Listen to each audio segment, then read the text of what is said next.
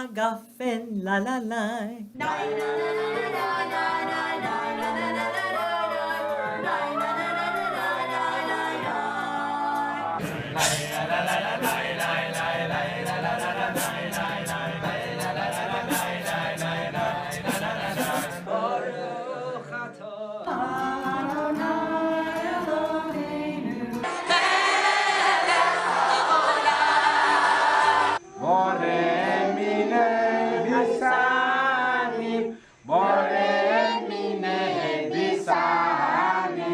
Welcome to celebrating the life and legacy of Debbie Friedman, an evening of conversation and storytelling. I'm Budd Mishkin. For so many of us, music made being Jewish joyous. Debbie Friedman stands at the front of a long line of musicians who sang their way into our hearts, composing melodies that will be sung as long as Jews gather to rejoice and to observe. February 23rd would have been Debbie's 70th birthday. During this event, you'll hear from many of her musical friends and contemporaries and protégés, along with her sister Cheryl and our very special guest, Mandy Patinkin. We are joined now by Rabbi Peter Rubinstein. He is the director of the Jewish Community and the Bronfman Center for Jewish Life at the 92nd Street Y.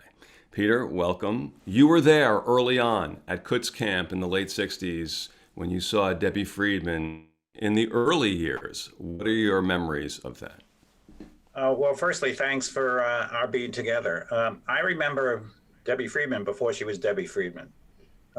She was just a teenager, thin teenager who carried a guitar.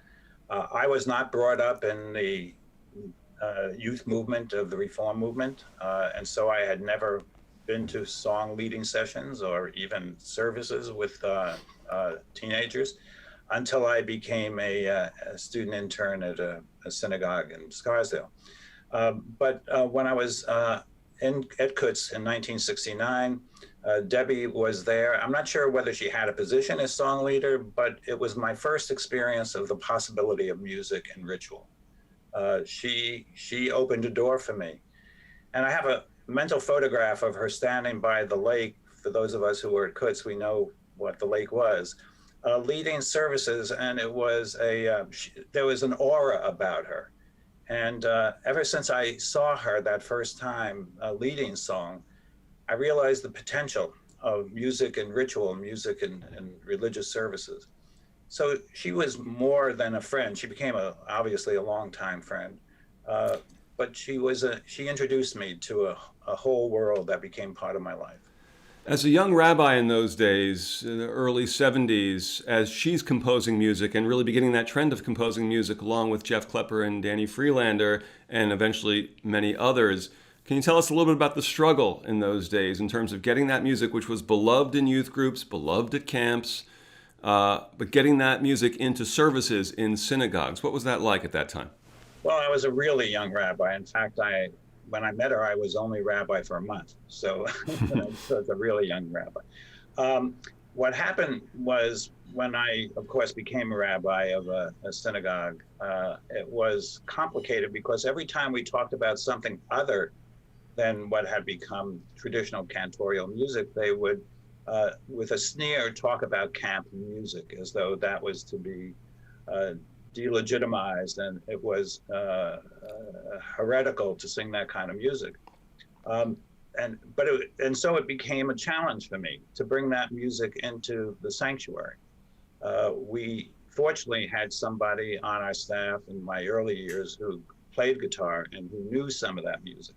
But Debbie was the one who opened the Reform community at first, the Reform Jewish community, to the possibilities of a different way of thinking about music in which actually the congregation had as much ownership of the music as the cantor or the choir and the organ. As time went on and I went to other congregations, one in San Mateo, California, and eventually to Central Synagogue in New York City, there was a struggle over that. And a great friend, but our Cantor said, we need to do this music, this cantorial music. I said, but it's going to be, the ship is going to go down. We'll be the last ones singing it. And I said, we'll become a museum. And he said, that's okay. And I said, no, it's not okay. I said, we have to bring in the music that people are going to sing in order to keep us vital and alive and serving a population across the age spectrum rather than only those who are at the upper end of it. Well, like the old Duke Ellington saying, there are two types of music, good and the other kind. And Debbie's music was beyond good. And you should know that this event is happening because of Rabbi Peter Rubinstein and because of the Bronfman Center. And Peter, we thank you for it.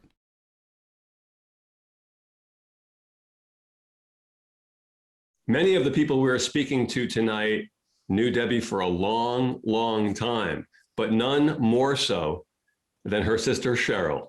Cheryl Friedman is a psychoanalyst and mediator, and yes, the sister of Debbie Friedman. Cheryl, thank you for joining us. My pleasure.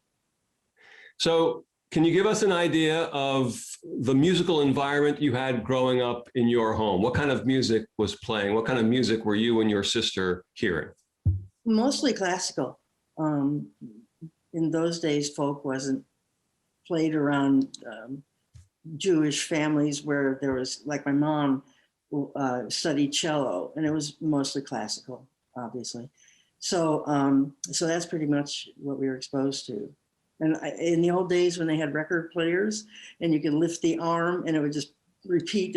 And so Debbie and I would put like Haydn's Trumpet Concerto on and just loop it all day long and just sit and, play it in the living room and listen to the music. So I think that her influence was a bit Musach and a bit, or a lot, folk. A lot. Peter, Paul, and Merri, and Joan Baez, and Judy Collins, all the people that were telling us how to live in those days and what social action was. And so that's what we had. And when that music started to become prominent in the early 60s, is there a time when you recall, we're listening to something a little bit different, not just to classical? Oh yeah. By then, Debbie would have been early teens. Right. And it just, because of my family's background in terms of how our values were taught, the music was we slid into it. So do you recall a time also when the idea of not just listening to music, but playing music, was that a big deal in your home growing up, playing instruments? We all three of the girls took piano lessons from very, very early, like 7 years old. We went every single week on the bus down to the piano teacher's house, and we played for a long time, or took lessons for a long time. But that was pretty much it until high school. Debbie mostly sang. She didn't really, other than teaching herself guitar early on, there was no training in terms of any other instruments. And the piano, really, it was all by ear as she grew older. She didn't really play with any kind of sheet music or any, classical types of like catalogs of songs that she could just kind of go through and look for what she wanted. It was all by ear, and she could really pick up quickly, like on the fly. And what was your introduction to like youth group and camps and Jewish camps and the whole world of playing music in those places? Debbie was, our whole family, we were in the National, or the Northern Federation of Temple Youth, and went to Asrui for all the years of high school.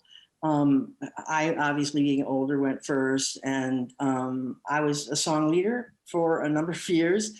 And then almost a year later, I left and Debbie came in because we're 3 years apart. And then I think it was pretty much a natural just moving over from me to Debbie. Obviously, Debbie did more with it than I did, but actually, yeah. So she did it from, I guess it was in the late 60s. And then she started writing in, I think 72 was the Thou Shalt Love. So. And do you recall, is there a time where she kind of says out loud, all right, I'm not just going to song lead now, which is of course great to do, but also she felt the need to start composing, felt the desire to start composing? Was that like a big thing in your family, or she just kind of did it quietly? No, she evolved. It just, she was, I know everybody's probably heard this about Debbie. She was very bored during services, especially on Shabbat, because that's pretty much all the synagogue going that we did. We had 4 classically trained, like operatic voices in a pit next to the organ, and that was the music. That was all of it. No kippot, no talit, no music that anybody could participate in. It was just, and she was bored, and she said that. And she wondered about the other people, the kids especially. Are they as bored as I am? And then she was on a bus going from the city to New Jersey when it was 1972. So you can calculate the years while I'm talking. But all of a sudden, she just started humming or thinking of the melody that is now Thou Shalt Love. And so she wrote it down, went to camp, they sang it and felt moved by it. And then she said, oh, this is working. Let me try again. And little by little, the melodies that she wrote, and certainly the lyrics for the liturgy, just became part of camp programming. It was just starting to become ingrained in the actual, or integrated, I should say, into the programming of camps. Integrated. I tell people in 1972 at Camp Eisner in Massachusetts, if there was a song session when we didn't sing Im Tir 2, her Im Tir 2, there'd have to be like an investigation or something. I mean, it was like, and it wasn't enough even then. It was, that's how much the camp loved that song and all the others. Is there any moment along the way in those early years of composing where you have a chat with her or some kind of conversation about, hey, this is taking off. I mean, this is not just you did 1 or 2 good songs. People are singing your songs all across the country in camps and youth groups all across the country. It kind of, I think it snuck up on her too. It was today Vehafta, and all of a sudden, like, what is going on? And when she died, and Mom and I would be in these huge gatherings I remember particularly the Shloshim memorial, the concert that they did for up in LA. And there were like 2,000 people in back of me. And my mom, we were always in the front row, So I turned around and I could see all the mouths moving, and I could hear the swell of music coming from behind me. And I turned to my mom and I said, look what she did. Yeah, look what she did. And now,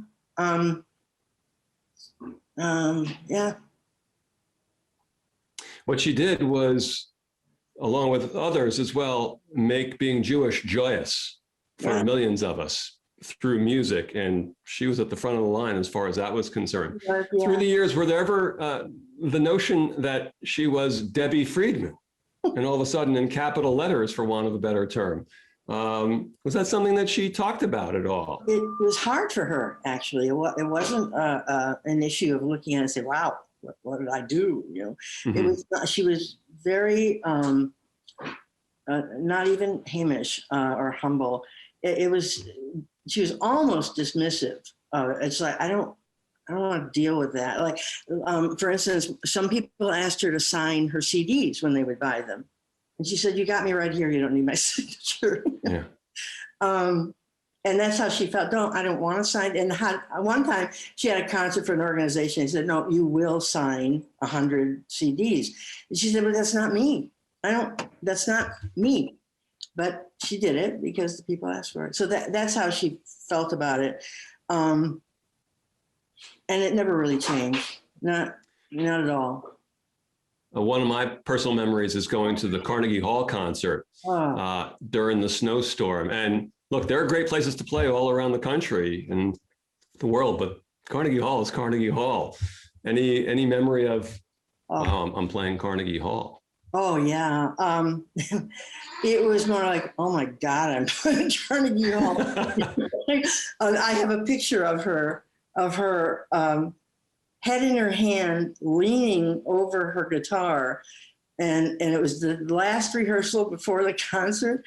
And she looked like if she could have taken a train that day from the rehearsal hall, she would have been just gone. It was just so overwhelming to her. But I was actually just listening to her Miriam song from Carnegie. I used it for something I was doing last week. And her voice was never clearer, never more powerful. You remember, if you were there, Miriam's song when everybody got up at Carnegie Hall and they're dancing in the aisles and the men are carrying children on their shoulders. And it was just incredible. And she was just so on and so enjoying it. Do you find that people feel compelled when they meet you, when they see you, to tell their Debbie story?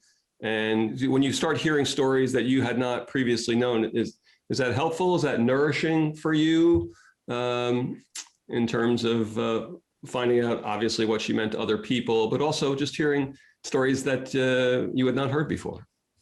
It's bittersweet. Mm-hmm.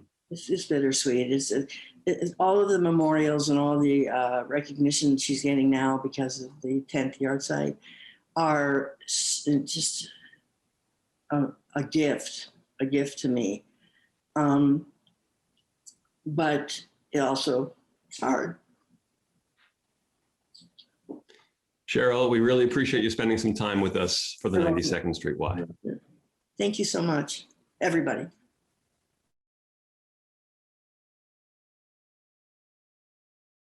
Mandy Patinkin's work is known across the country and around the world. What is not quite as well known is his connection to and friendship with Debbie Friedman. Mandy, welcome to the 92nd Street Y. Can you tell me the first time that you actually met Debbie, or the first time you became aware of her music?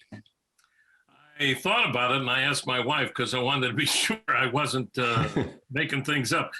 I'm almost positive, and I put in a call to Moshe, but he didn't get back to me yet. I'm almost positive my friend Moshe Rosenfeld, who was one of my Yiddish coaches, along with Zalman Latek and Henry Zapoznik, invited me over to Town Hall when Debbie was doing a concert one day or some event that she was part of. And I remember being there, and I remember being brought backstage by Moshe and meeting this extraordinary human being that I just had an immediate connection to. She just enveloped me with her love. And we were, I think, almost instantly friends. And that friendship just grew and grew and grew. Now, I understand that Debbie helped your son as far as his bar mitzvah is concerned. How did that connection come about? Indeed, he did. Well, I'd been, hanging out with Debbie now for quite some time at that point, and I had let her know that Gideon, my son, was also interested in music, and I wanted him to know her just because I wanted her to rub off on him and just get some of her DNA into his soul. And then the moment came when possibility of helping him out with some ideas for his bar mitzvah, or could you be the cantor? We're going to do it up in the country outside. And we had an old hollow tree that had rotted inside, and we lined it with copper to make an Aron Kodesh, and found what do you call, cedar tree that we hung an eternal light from, and everybody was out under an old 300-year oak tree. And Debbie came up, and she was the cantor, and young man was the rabbi who helped him with his bar mitzvah. And that was just, that just touched the whole thing from, up above. And there she was sitting on our lawn and taking our son under her arms, and tallis and guitar, and her extraordinary voice, but most of all, her soul. If you got to have a cantor for a bar or bat mitzvah, and apparently, according to history, everyone I've ever been at, you do, not too shabby to have Debbie Friedman be the cantor at your son's bar mitzvah. I adore her.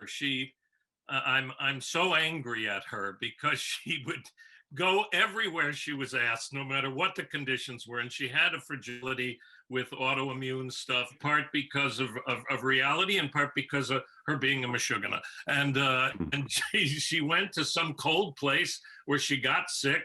And I just would check to get a hold of her and say, what did you go there for? Because she should be with us. It's insane that she's not here with us literally. The beauty is we have her music to play. And it almost never occurs that when I put it on, which is regularly, that at some point I'm not just reduced to just utter sobbing and longing and confusion of why someone we love so much and such a gift to all of us, why do these people disappear for no good reason? But she's with us, and we had such beautiful times, after the bar mitzvah, we would get together, we would talk about ideas to how to work on her music together. We wanted to do stuff together. She was, always like all singers worried about their voice. So what's she gonna do? I said, so we'll do something together, we'll figure it out. We'd come over to her apartment. She lived not a couple blocks from me in New York on the Upper West Side, and her dog Farfel would be there, and she'd have her running machine and her, treadmill, and she had all her gear, and we had all kinds of ideas, and I remember more than once, I think she had something she had to do at Roosevelt Hospital, so I'd take her over there, and I'd put on the blue cap and the gown, and I'd be her escort and hang with her while she had some cuckoo test done, and she was pretty close to one of my best friends in the world, and she said the most extraordinary thing to me one, and I think it was, a couple things, but there was something that I think is why we were so connected, so profoundly connected. She said we were sitting on her couch in the living room of her place, and we were talking about the music, and she said, I don't know what I'm supposed to do for the next part of my life. I said, yeah. And I said, well, that's sort of exciting. Yeah, she said. And then at some point in the conversation, she said, the music just came to me. I would just, be anywhere, and these melodies would come to me. And I went, well, lucky us, and it was as simple as that. It wasn't any simple, how did you make the music? Did you do the words first? Did you do the music? She literally just said, I'd just be walking around doing nothing, walking the dog, making something, and I'd hear these melodies. They would just come into my head. And then she had the ability to connect them to liturgy and simplicity, and also English for those of us who didn't understand the Hebrew, or combinations of things. And then she said to me one day, we were talking about our lives and our common ground, which were as performers, and how we'd both be told by people at different times because of our music, whether it be recording or performance, where you don't literally meet everyone who's in the audience. She would share stories with me about how people would say, it would change their life and got them through cancer, the loss of a loved one, or this or that. And I said, yes, people have said that to me too. It's very touching and meaningful, because sometimes when you're working, rehearsing, or performing, the music itself just makes you come back alive again, but you don't realize how you're affecting people. And then it dawned on us, and I said to her, she said, but it's best if the music just goes through me. And I said, I get it. And what I think she meant, what I know she meant, because this is what we really had in common, was at our best, when not too much Debbie and not too much Mandy would be in the way, too much Mishigas would be in the way, because we're both kind of cuckoo, and we would just be simple and clear, and like have a clean hose run through us where the music came in and the words came in, and they would just go out and they would be delivered. That was when we were at our best. And I said to her, and you know what, Deb? I said, I wish that hole had holes in it, those little holes that, like in a garden, that seeps and leaks into the garden, because not enough of it at times goes into us.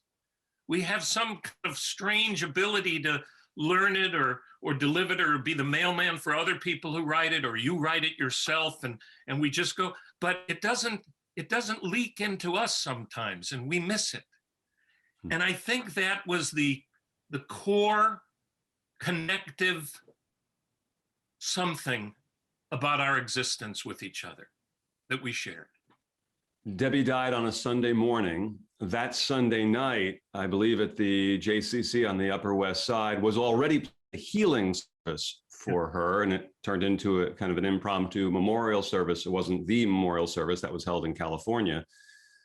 But during that night of music, I was sitting there with my wife, and we were watching and singing. But during one of the songs, so we were looking at the people on stage, and all of a sudden, Mandy Patinkin is on stage singing with them. And I was curious how that came about. No one asked me to do it. And I was told this was happening, so I sat there, and I heard Debbie say, I was saying, I wish I could get up there, and I wasn't asked, it's not appropriate. And I heard Debbie saying, what are you talking about? Just get up there, do whatever you want. And I just stood up and pushed my way up onto the bima and stood next to these people and started singing, whether I got in trouble or not. And that was it about Debbie. I mean, I say the Misha Berach that she wrote, 10 times a day, always 2 times a day, because I sing with my dog before I give her food, and we have to finish it. And then we do a motzi, and then then I say, okay, and then she eats. But she hears my dog Becky hears Debbie's Misha Berach every day, twice a day. And I do it just not for my dog Becky. I do it for the whole world. I do it for Debbie and everyone who we've loved that's passed on. Because my favorite line in all of literature isn't from Debbie or the Torah or any of those places, but from Oscar Hammerstein in a musical called Carousel. And the line is, as long as there's one person on earth who remembers you, it isn't over. And we remember her, and we hear her, and she sings to us silently, loudly, in reality, out of reality. She will never be gone. And constantly. I just want to point out, you say the motzi to your dog. That is an observant dog. I mean, I got to say, that's pretty good. Yeah. We start off with the Shema, then we go into the Misha Berach, then we do a motzi, and then I say, okay, and she eats. Well, does the dog ever look at you and just kind of like, fella, look, enough already. Let's get going here. I mean, come on. She says, I'm not even that religious. She says, I was a secular dog before I met you. She was a rescue dog, and she had this habit of you put the food down and she wouldn't touch it unless you said, okay. Well, I thought if we're going to be this incredible, then we're going to make it a little more meaningful. Mandy, you've sung the music of so many amazing composers. A certain Stephen Sondheim comes to mind. Yeah. And of course, all those composers for all the music of your wonderful show, Mama Lotion. I understand if we try to analyze this, it might get into the area of, they say the death of comedy is trying to analyze why a joke was funny. But can you compare Debbie's music and her as a composer to some of the other great music you've sung? And is there any way to analyze, that's what's in there, aside from great emotion and great feeling? That's a great that's what's in there, that's in the other great music that I've also sung. But it's a great, great question. I've never thought about it until now, but I know exactly what I feel about it. And that is because of something that happened not that long ago. A gentleman who was trying to connect with me sent me a documentary. And the documentary was on Havana Gila and how this became what it became. And I'm watching it, and I really don't like, when people send me things to watch. I just, people send us all these things. I don't enjoy this, but I wanted to be respectful, so I put it on, and I watched like the first 5 or 10 minutes. And in the first 5 or 10 minutes, they said in this documentary that it had no words initially. And then they said, right before because when I got this piece of gold, I turned it off and I was able to write thank you to the fellow. And then they said, because in the Torah or somewhere in liturgy, it said, the holiest of holies is just the music. Which was exactly what Debbie had said to me. She didn't say the words come to me because the words came out of liturgy. She said the music comes to me. That was her holy connection to sound. And that this documentary had this comment that just the music, that the holiest of holies felt that the highest form of, I'm sorry, I may not have finished the thought. The highest form of prayer was just music, no words, just music. Now, if you talk about Sondheim, who I love his music, but clearly what's incredible about him is the music of his words. You know, his words are so extraordinary, as others like Yip Harburg and Irving Berlin and Oscar Hammerstein, and the list goes on, and Tom Waits, and you know, on and on and on. But Debbie, I think it was the music. And when you think about it, when she would do these things and they would just be these nigun that would get you going and cooking, she had a sense of, if we could just do this together, make this sound together, we would be together. And we don't need to think about meaning, or we just need to feel it and sing. She was incredibly beautiful, beautiful, gifted soul. Mandy, finally, you mentioned that you and Debbie talked about the possibility of some projects. Are there still any Debbie-related projects that you can talk about that might be in the works? Yeah, it's been a bit tricky. I miss the music so much because I am not a musician like Debbie was, who play her own guitar or piano. I always work with a piano player because I don't play. And because of COVID, I haven't been able to rehearse, because even with my brilliant sound technicians, there's nothing that is in sync. There's always a delay, and that is not easy to work with, you know, from a distance. If you play your own music, your own piano or guitar or whatever, violin, cello, then you can be in the room with yourself and make music. Right. So I have been away from it, and I'm longing. I'm sort of starved for the music. I miss it deeply, even though I walk around singing songs and, you know, on walks. But I have had this dream and this idea to do what Natalie Cole did with her dad, with Debbie. And I get a little choked up just thinking about the hopeful possibility that I can make this happen one day. But if I can find a technical way, once we can all be together and work and figure the technicalities of it out in a room and piece it together with people that have also created music with her over the years. And when I have the time to focus and get all those people together, I would like to create an event where Debbie is with us through sound, through what Natalie did with her dad, that we sing together, that we use imagery, that we make her be alive in the boring way that we understand being alive. Well, hope is a wonderful thing, so we all hope that becomes a reality. Your work and Debbie's work share this. It has elated us during happy times, and it sustains us during hard times, and it will always do so. Mandy, we so appreciate you spending some time with us and your thoughts and memories of Debbie Friedman. Thanks. And if there's anything you ever like about what I have to offer, it's because probably Debbie is seeping through me.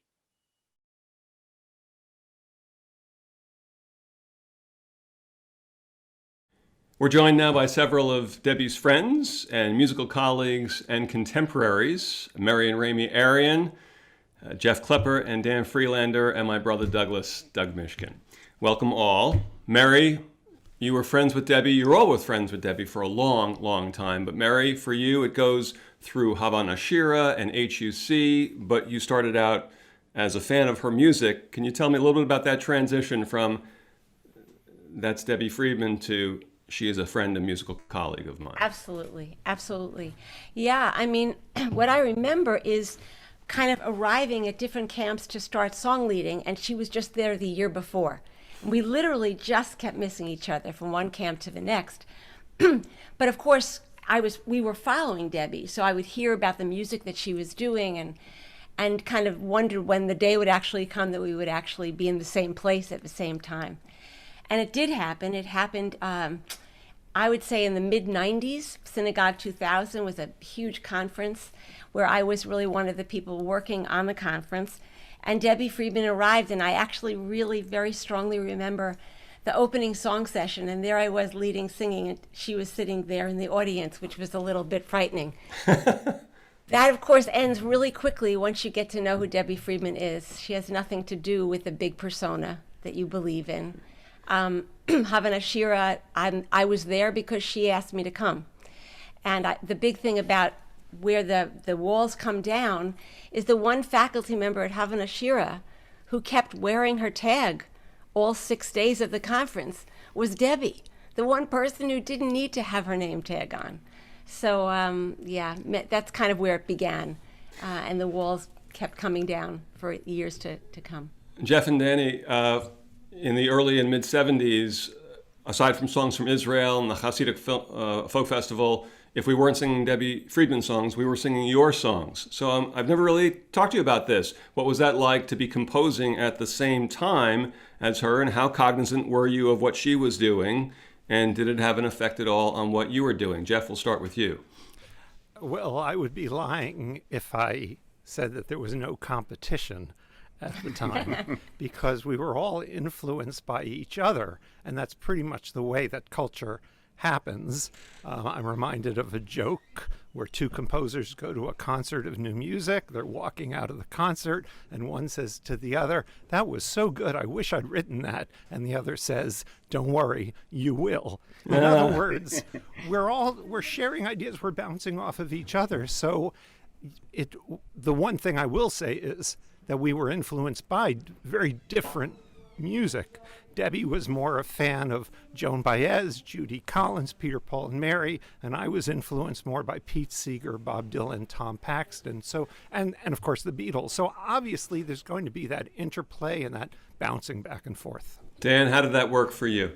Well, I really met Debbie through her records. While we were at camp together in the late 60s, throughout the early 70s, as she started writing songs, and like Merri, I'd show up at a camp or at a conclave after they had learned one of her songs. I just devoured and memorized everything I could of Debbie Friedman. And then I stole it. I would reinterpret it and with Jeff perform it. So can you give us an example of one influence in one of your many songs? One of her early albums called Not by Might had great Hanukkah songs on it. And Jeff and I took her Mia Malel and decided to sort of give it a Laura Nyro kind of feel and started performing. And we have a videotape of this in, I think, 1981 or 2. Debbie didn't like it, but we thought it was great.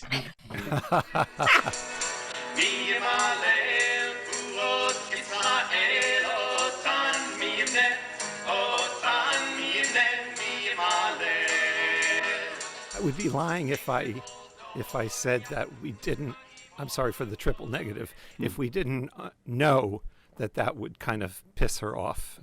Sorry for the language, but that wasn't the intention. You know, I'm not saying it was the intention, but I think that it was a temptation just to see how far we could push.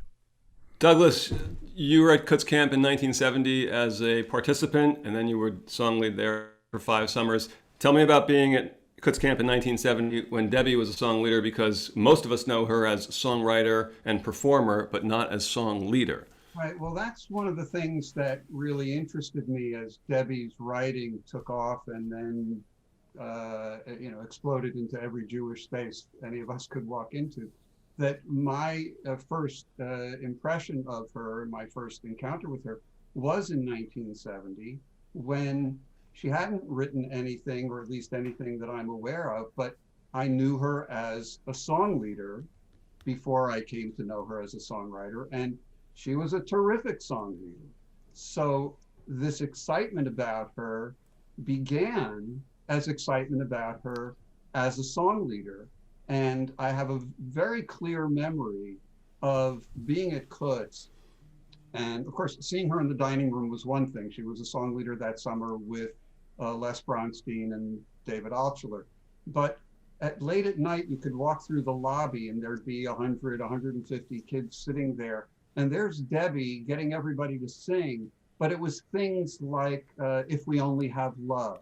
And she would feed people the lines like Pete would, we might say.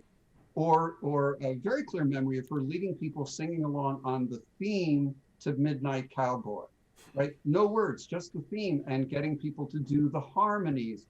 And there was a buzz there, but it was about the song leading. It had nothing to do with songwriting. And we should mention that there were very few American written Jewish songs to sing at the time.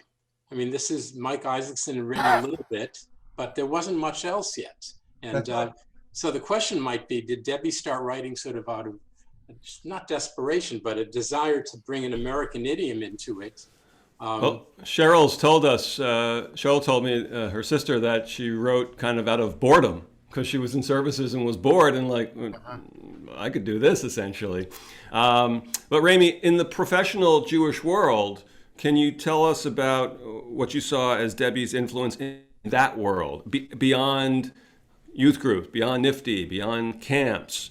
Did it translate to other Jewish organizations? It did. I knew Debbie first from NIFTY and from camps, and more knew of her than knew her. We had met, but we didn't have a close connection. But after I worked in NIFTY, I went to work at a place called the Wexner Heritage Foundation, which was a Jewish leadership education program that was it was very in your head. It was very intellectual. It was a very serious adult education program. And we would have an institute every summer with a couple hundred fairly high-powered Jewish leaders. And it was lectures and teaching and institutes and workshops, and it was very good, but there was no heart, there was no music, there was no emotion. And I argued with the leadership at the foundation that we needed to bring some music into it. It was an uphill fight, and we won at some point by succeeding to bring Debbie Friedman. And Debbie came with a group that was very skeptical. Because it wasn't what we did. The leadership of the foundation was skeptical. The participants were skeptical, and she won them over in an instant, in a heartbeat, and was invited back to Wexner year after year after year. And from the people that she met at Wexner, she was then invited to UJA functions and to Federation functions and to Jewish Day School functions. And she did her music all over the country.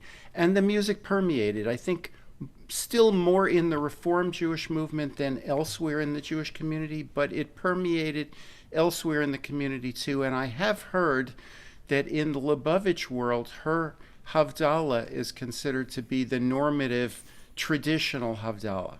You know, we go to a service and her Misha Berach it's of course we're going to do her Misha Berach and other pieces of her music, and yours too, Jeff and Danny. But I want to ask each of you, and eventually, Merri, of course, the school becomes known as the Debbie Friedman School of Music. But at a time, the notion of this music being played during services, back in temples, okay, that was fine for the youth groups and for camps. Tell me a little bit about the battle in those early days of getting this music, which we loved, to be part of regular services.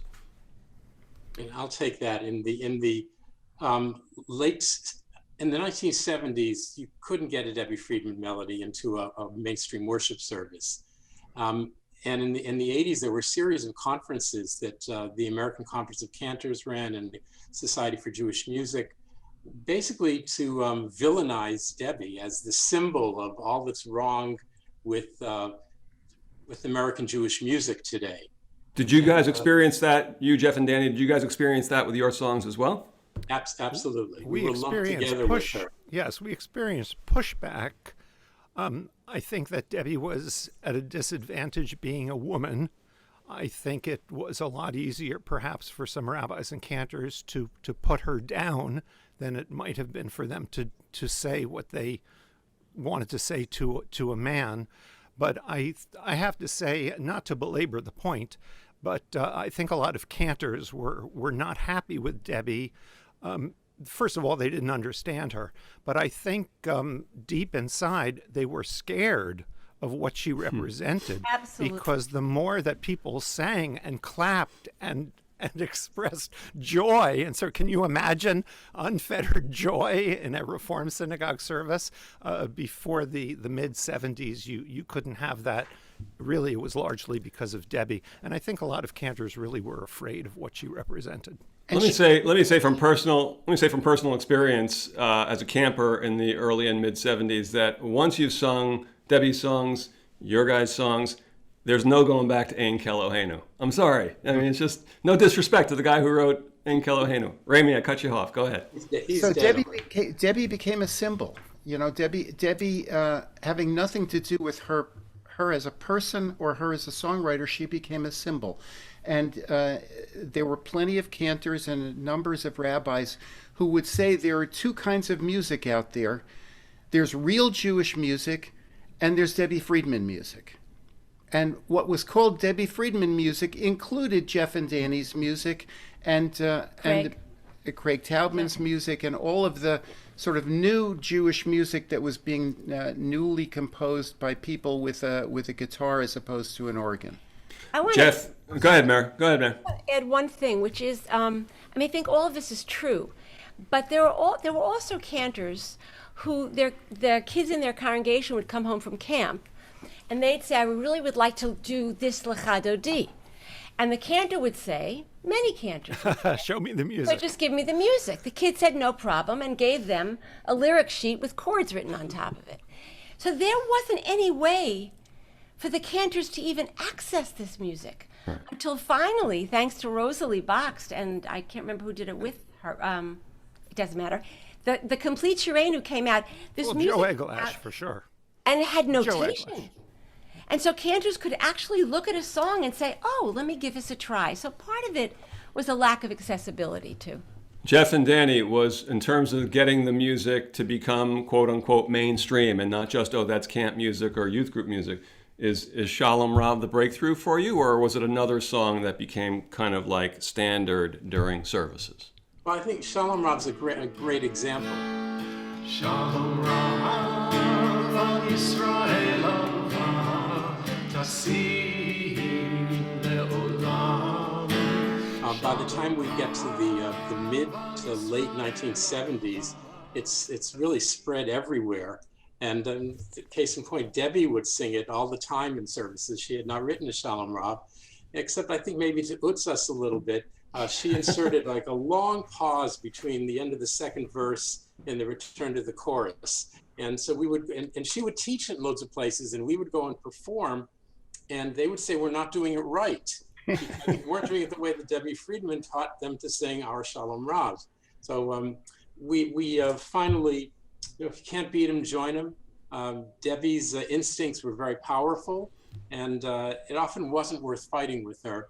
So we've now started performing it. She was right, yeah. That's right. We started performing it exactly the way that she wanted us to perform it, not the way we wrote it and did it the first 10 years it was around.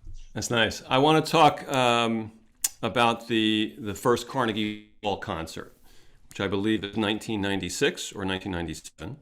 And Douglas, I don't know if you remember this, but first of all, it was a huge snowstorm in New York.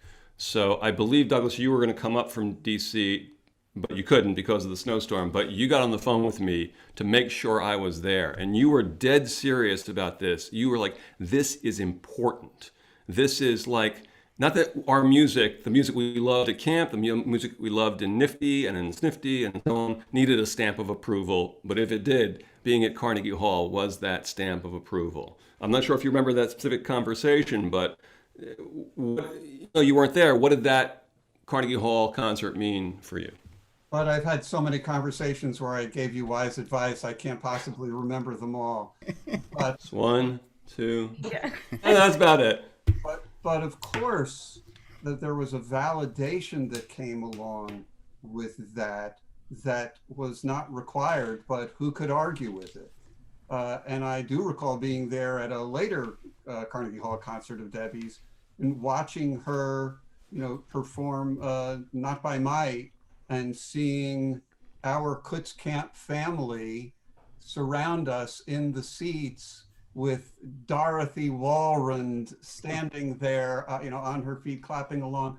For the Jewish counterculture to become the culture, for it to become a part of the larger universe. To this day, when I participate in services or simply attend and I hear her music or Jeff and Danny's and the others who, composed in this genre, among other things, it's just great personal pride that this is something that our generation gave to the Jewish community and the world at large. And I say the world at large because for many years when I did high holiday services in Washington, D.C., my sound man, Bill Judd, who's not a member of the faith, but is a good critic. Sound man. Years ago, he said to me, he pulled me aside and he said, "Thou shalt love," meaning Debbie's musical setting of "Thou shalt love," that's crossover material. It was amazing. I remember your conversation, Doug, about the first one and how, I was at the first one in the audience, and you said to me, "It's amazing what she's doing. Just look at, she's doing it." And she's doing it in Carnegie Hall. And then when she asked me to be a part of it, I was like, oh my God, what an honor. And it was hysterical. You had to be at these rehearsals. We'd be rehearsing and she'd say, "No, not that bass. Do the bass that stands up. Who plays the one with the bass that stands up? That's the one that I want to hear." She didn't even have the language, but she knew exactly what she wanted, and she knew exactly how to get it out of us. So it was very exciting. It was very exciting to be a part of. For me, the most powerful thing about Havana Shira was this was a place where Debbie felt she could be Debbie. Mm-hmm. And it was really clear, no tape recording in those days. She would say no tape recording. She could just be who she was. And the excitement and the energy that pervaded that community, that she knew everyone's name, even though she kept her own name tag on. The way that she believed in participants, and I will say to you just for myself, the fact that she invited me to be there. I had always been a something and Merri, whether it was Ramie and Merri or Doug and Merri. And she said, no, just you. And I was like, what do you mean just me? And she took the mic and shoved it down my throat and taught me that I could have a voice in that way. And she taught eventually the 225 people that came to that community that they could have a voice in that way. Jeff, we'll finish with you. We have about a minute left. Did it become what the initial dream was all about? Well, I would like to think so. Throughout the late 1980s, Debbie started to talk to those of us who were of her vintage and would say, look around, and there aren't the kinds of song leaders that we had around our time in the late 60s and 70s. And it was almost as if the notion of the camp song leader was fading away, largely because of the media, television, computers, and they didn't have YouTube then, but you understand what I mean. You see kids on a bus today, and each of them have headphones. Back in the 60s, we sang. You were on a bus trip, you sang, whether it was 100 bottles of beer on the wall or whatever it was. So Debbie got on this mission to create a school, a camp, a workshop to train new song leaders. And it started very tentatively. The first Havana Shir, we had 35 or 40 participants, and then the next year 60, and then 80, and then 100. And now there's 250 people on a waiting list for Havana Shira. As you look back the last few years, the amount of new music and new people, all, I was going to say throughout the country, throughout North America, throughout the world, adding their voices to this concept that was really started and fueled that's her by second. Debbie. That's her second legacy. Her music is one, and the next generation of songwriters and performers and song leaders is the second. Debbie Friedman is part of the soundtrack of my life, and actually all of you are as well. We thank you all for being part of this celebration for Debbie Friedman.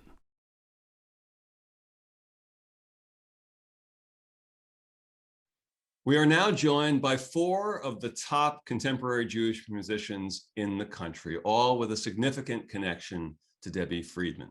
Peri Smilow, my wife, Julie Silver, Elana Arian, and Josh Nelson. Welcome all.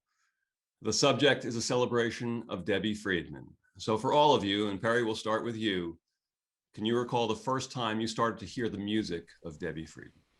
You bet. I was a song leader in junior high school. And I played the guitar, and I was listening to Carole King and James Taylor. And suddenly there was this woman who was singing in Hebrew and English, this stuff that made my youth group life amazing. And I wanted to be just like her. Julie, how about for you? A first time that you heard the music, and then eventually a first time when you met her? I was very, very young. I was at Camp Pembroke in Pembroke, Massachusetts, and I remember being really freaked out as a camper and hearing these women song leaders play Sing Unto God. It might have been 1976. And it put me at ease and gave me a lot of comfort on that first summer that my parents basically slowed down the car to drop me off at camp. How so? You say comfort, how so? Well, first of all, seeing women playing guitars, and her melodies are soothing, inherently healing, so relatable that they hit you immediately, not like perhaps something that takes a little bit longer to absorb and maybe more focus and attention. She got us all. It's like the folks. We wanted it. Didn't even know we wanted it. So here we are singing together. And boy, did it, bring down everything. Josh, for you, is there a first time when you start to hear this music? In a childhood, I would imagine you're hearing all sorts of music. Actually, it's a bit of an embarrassing story because I got in a lot of trouble. There's no relationship to the Debbie song why I got in trouble, but the first time I heard a Debbie song, I did get in trouble. I was in first grade in Hebrew school in a very conservative synagogue in southeastern Massachusetts with a very small, lovely woman. I believe her name was Mrs. Picard. She was probably about 4'3", and she had been teaching at this Hebrew school for 30 years. I mean, like, she was an institution. So I was sitting on a little table, like a little kindergarten first, and I was swinging my legs, and we were all learning Debbie's Aleph Bet, although I did not know that's what it was at the time. And the school had the synagogue had a really wide variety of people in it from a lot of Jewish backgrounds. So I learned it as Samechayin Pefe, Tzadi Kuf Reis, Shin, Sin, Tav, and Sav. And I really was sure that was how it was written. And she was walking by and she said, "Now you, Josh." And without realizing, I was swinging my legs on the table. I cracked this woman right in the kneecap. And she fell. And the class continued to sing, unaware that she had fallen.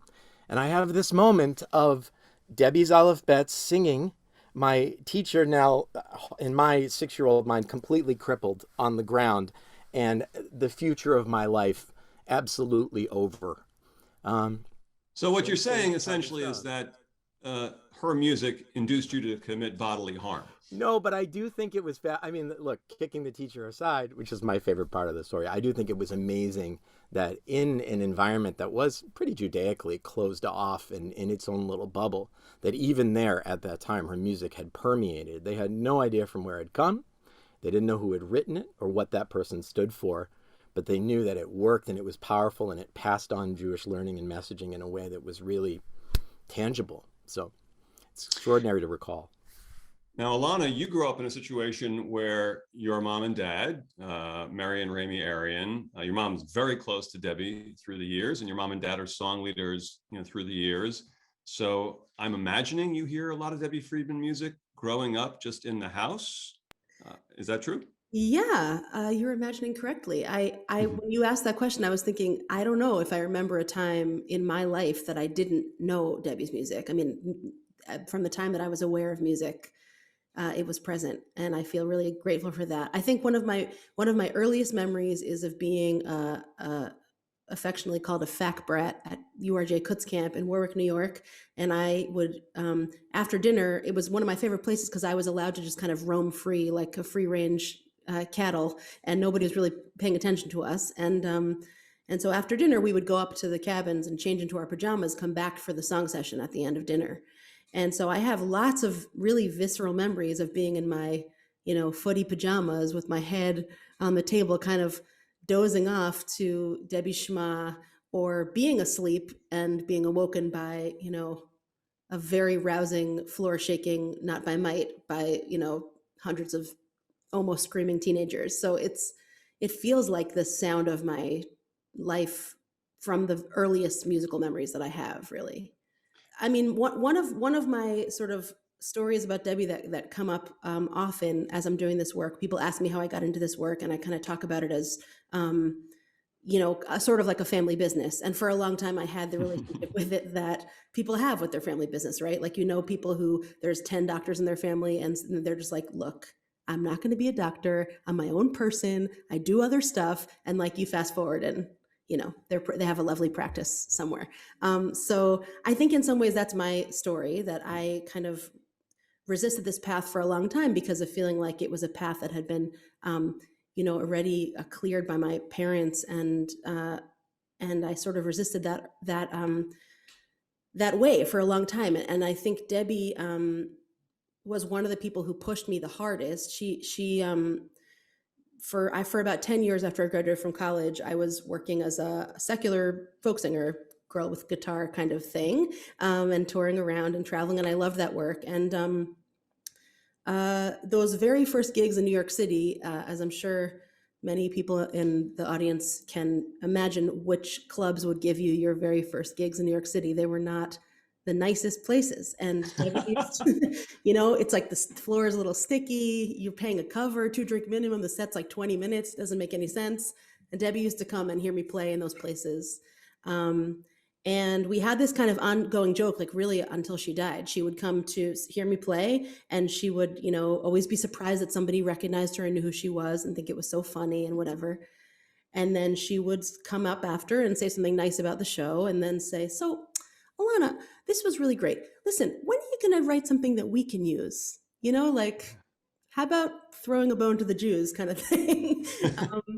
And I really it was like a playful thing we had. I was like, oh, Debbie, I'm never doing that. And she really did that every time she heard me play. And actually, we did not overlap. I wrote my first setting of Jewish music after Debbie had died. And I know it because it was the year that my daughter was born. And so I never really got to share this part of me with her. But I do constantly feel grateful for her kind of being that nudge that she was, and knowing something about me and not giving up just because I was pushing back, and just pushing and nudging, and with a little twinkle and a little laugh. But she really knew something about me that I didn't know for a long time. Per, I should know the answer to this because I answered the phone a lot when it happened. But when you start getting phone calls from Debbie, and you are a colleague with her or of hers, and the relationship has changed from being a huge fan of hers, which we all were and are, to Debbie and I are friends, and Debbie and I are colleagues. What did that feel like? Felt like we were friends. It was very simple. She wasn't a fancy person. Everybody else puts that stuff on Debbie, but I don't think Debbie saw herself that way. Maybe my colleagues have a different take on this, but no, it wasn't a big deal. I mean, I was excited because to have that level creative genius, spiritual wanderer, questioner, seeker in my life in a way where I could pick up the phone and call her was pretty special. And I was delighted to have that relationship with her. But yeah, I don't think it was a fame thing ever. I think it was more about how that she was in my life expanded the possibilities of my life because of who she was, not because of her fame. There was one piece that she wrote, You Are the One, Reb Nachman's prayer. Later not later in her career, really at the height of things. And as soon as she wrote it, I was still living in Boston. And we were just becoming good friends. And we knew a lot about each other. And she knew a lot about me, if I may echo the words of my colleague and dear friend, and many of us. But Debbie, so that song came out, Reb Nachman's Prayer, and I ended up immediately sharing it at High Holidays. I was still in Boston, so it had to have been 91, maybe 92. And I played You Are the One on guitar. It was at a Hillel, and my colleague was Rabbi Paul Menitoff. That's how long it was. And here I am wearing stockings. And my parents are in the Kahal. It's at Brandeis, maybe, I think. I don't know. And I'm playing You Are the One. Fast forward a couple of years, and I end up getting invited to her home to stay because I'm still in Boston, but I go to LA for concerts, and I go down to San Diego. And we're sitting on the floor of her small house and beautiful home in San Diego. And we're playing a song that I had written called You Have Captured My Heart. And she wanted to learn it, and we sang it together. She said, I just want to write it down. Let's write it down. And she got up and was looking for something, and I went to the piano bench to find notation paper. And when I opened the piano bench, I opened it up and I recognized my mother's handwriting on a note card. Right there on the top of all the piano, all that music and books and stuff. I'm about to cry. I'm so sorry. And it's okay. My mother had written to her saying, you know, this song is so gorgeous. And Julie shared it at High Holidays, and you should know that it was, blah, blah, blah. Done beautifully and whatever. And, I'm 23, 24, I don't know how old I was. So I shut the piano bench and went back. Never talked about it. When I was about 20, I got thrown on a last-minute gig in Boston as a drummer in her band. No rehearsal, just go. And the music director said, look, just watch her right foot, and anytime she puts down her right foot, you hit something. And that was the instruction. And so it's on YouTube. You could see it. Like, it's wild. And it was just a run to the finish, and that was our gig. And then I didn't see her again for 6 or 7 years. And I imagine that she did not have such a positive impression of me. I was not such a sociable kid at that time. And, she did not suffer fools. I think with her, it was fascinating. She was warm and open-hearted to everyone.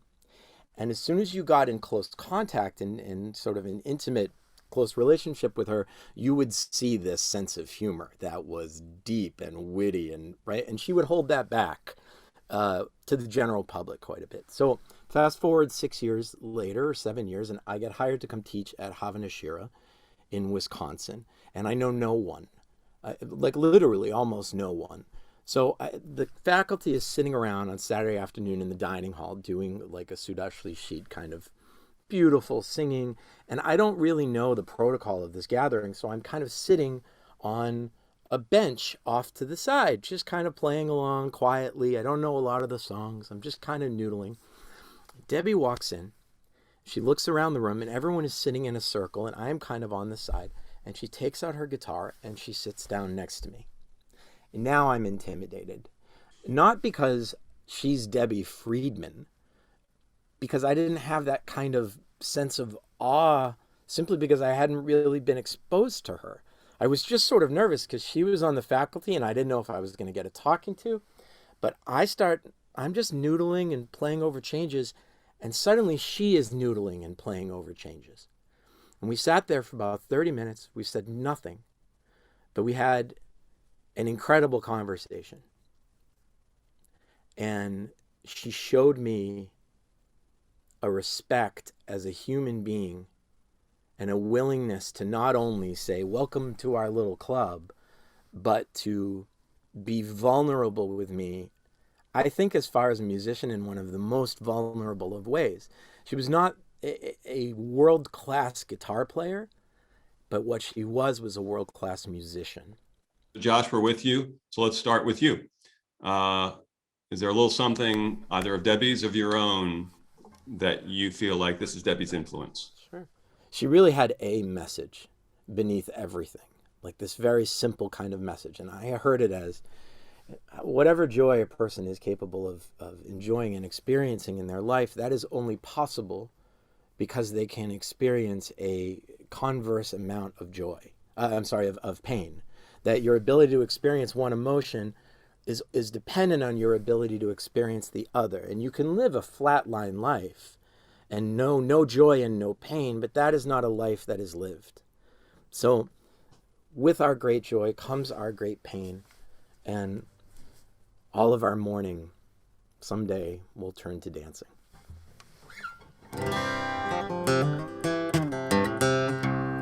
Oh God, my God, forever I will thank you.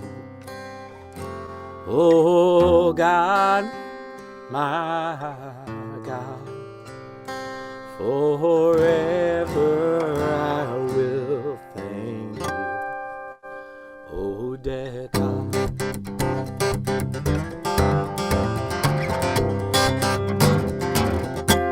My mourning into dancing, so that my soul might sing to you. So let my soul sing to you, and it not be still. Turn my mourning into dancing, so that my soul might sing to you. So let my soul sing to you, and it not be still. Oh God, my God, forever I will thank you. Oh God, my God, forever I will thank you. Oh dear God. I just feel like that sums her up to me in such a way. This is a woman who did not have an easy journey. This was a rough journey filled with moguls and challenges. And through it all, the thing we remember about her, when you talk to anyone who met her, is that it wasn't that she hid that pain. It wasn't that she pretended it wasn't there. But she overcame it with joy in every interaction, in every chance she had to have even the slightest effect on someone's life. She took it. This is Debbie's setting of Shema Kolenu, asking God to hear our voices. And for me, there's something in here. It's reflected in what Josh was saying. Something of the deep, the crying out, the pain that comes from that crying out, and then this unbridled joy in the closing section, the wordless section, and the way that the two things fit together feels like so quintessentially a Debbie, and is so inspiring to me to try to capture both of those in one piece. Shema Kolenu Adonai Eloheinu Chus v'rachem aleinu Shema Kolenu Adonai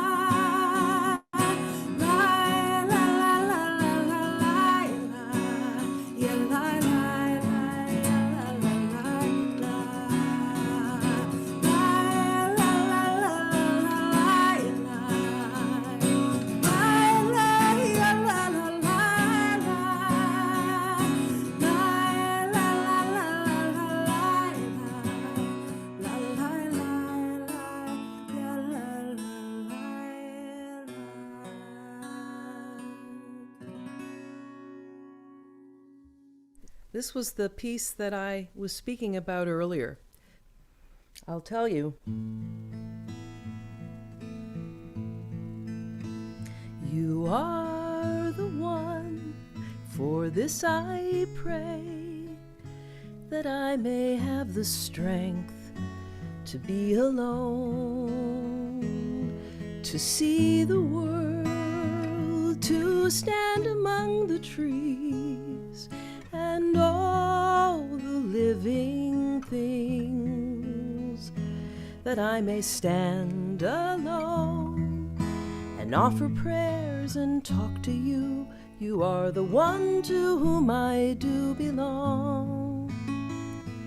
And I'll sing my soul, I'll sing my soul to you.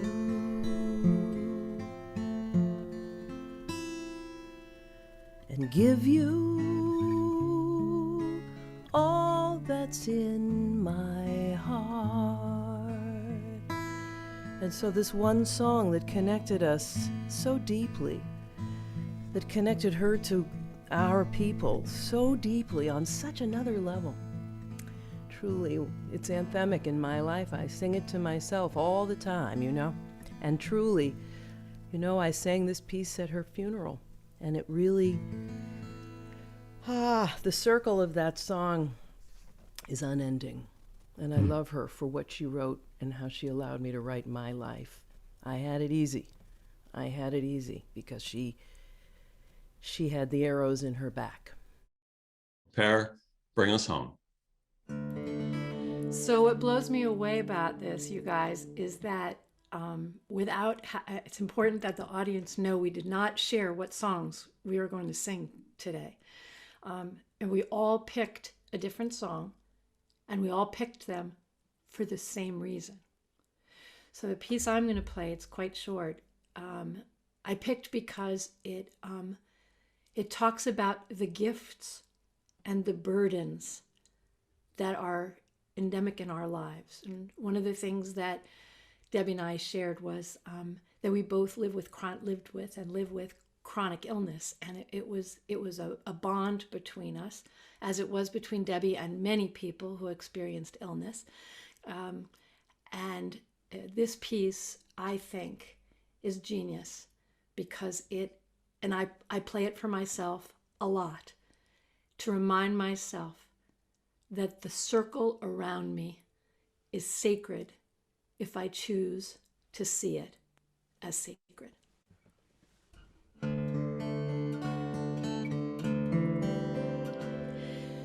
The time is now.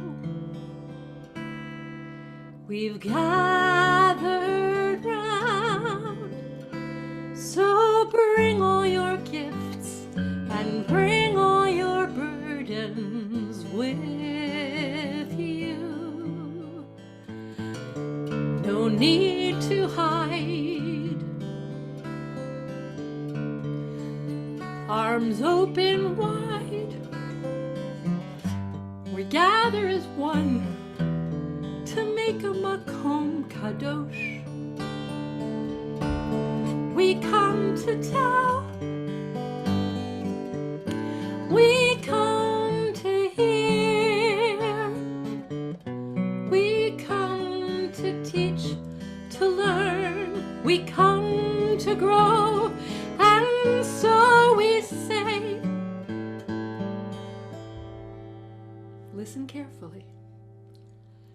The time is now. Sing to the one. God's presence is here. Shekhinah, you will dwell among us. We'll make this space a holy place. So separate, so whole. Rejoice every soul who enters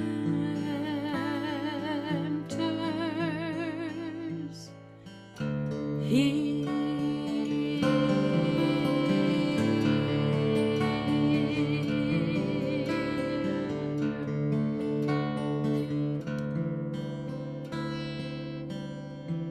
I miss you, Debbie.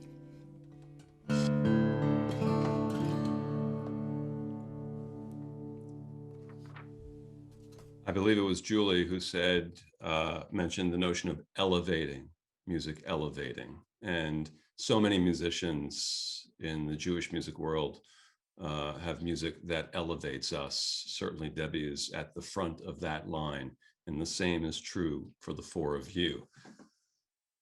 As her proteges, for want of a better term, she has passed the baton, and you have run with the baton and continue to run with it beautifully.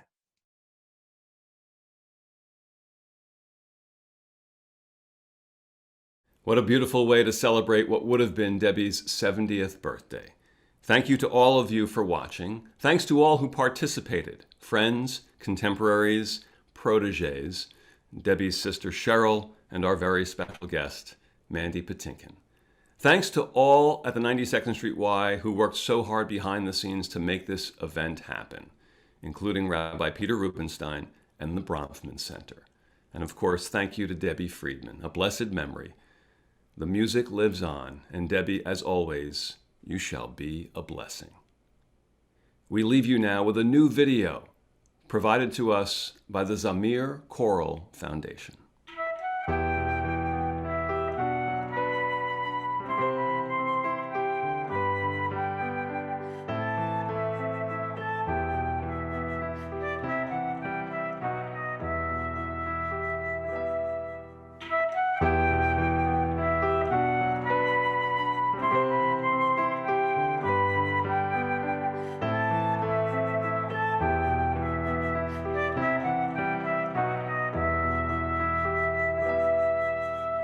Show